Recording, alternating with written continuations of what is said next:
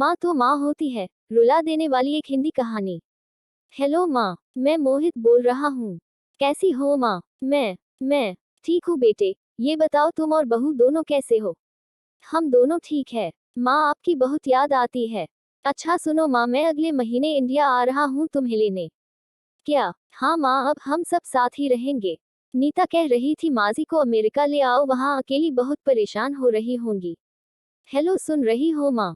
हाँ हाँ बेटे, बूढ़ी आंखों से खुशी की अश्रुधारा बह निकली। बेटे और बहू का प्यार नस नस में दौड़ने लगा।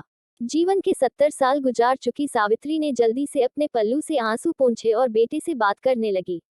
पूरे 2 साल बाद बेटा घर आ रहा था।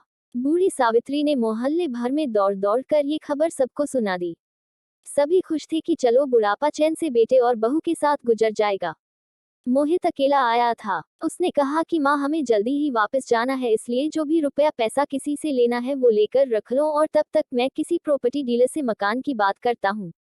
मकान? माँ ने पूछा। हाँ माँ, अब ये मकान बेचना पड़ेगा, वरना कौन इसकी देखभाल करेगा?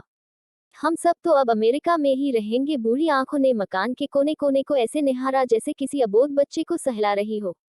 आनन फानन और औने पौने दाम में मोहित ने मकान बेच दिया। सावित्री देवी ने वो जरूरी सामान समेटा जिससे उनको बहुत ज्यादा लगाव था। मोहित टैक्सी मंगवा चुका था। एयरपोर्ट पहुंचकर मोहित ने कहा, माँ तुम यहाँ बैठो, मैं अंदर जाकर सामान की जांच और बोर्डिंग और वीजा का काम निपटा लेता हूँ। ठीक है बेटे। सावित्री देवी वही पास की बेंच पर बैठ गई। काफी समय बीत चुका था। बाहर बैठी सावित्री देवी बार बार उस दरवाजे की तरफ देख रही थी जिसमें मोहित गया था, लेकिन अभी तक बाहर नहीं आया। शायद अंदर बहुत भीड़ होगी सोचकर बूढ़ी आंखें फिर से टकटकी लगाए देखने लगती। अंधेरा हो चुका था। एयरपोर्ट के बाहर गहमागहमी कम हो चुकी थी। माँ जी, किससे मिलना है? एक कर्मचारी ने वृद्धा से पूछा। मेरा बेटा अंदर गया था टिकट लेने। वो मुझे अमेरिका लेकर जा रहा है, सावित्री देवी ने घबराकर कहा। लेकिन अंदर तो कोई पैसेंजर नहीं है, अमेरिका जाने वाली फ्लाइट तो दोपहर में ही चली गई। क्या नाम था आपके बेटे का? कर्मचारी ने सवाल किया। मोहित। सावित्री के चेहरे पे चिंता की लकीरें उभर आई।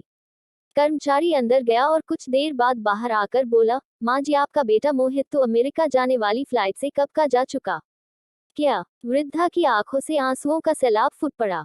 बूढ़ी माँ का रोम रोम कांप उठा। किसी तरह वापस घर पहुंची जो अब बिक चुका था। रात में घर के बाहर चबूतरे पर ही सो गई।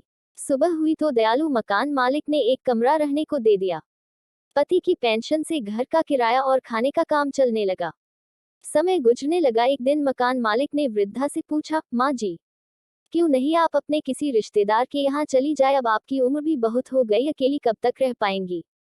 हाँ चली तो जाऊं, लेकिन कल को मेरा बेटा आया तो यहाँ फिर कौन उसका ख्याल रखेगा? आंख से आंसू आने लग गए दोस्तों।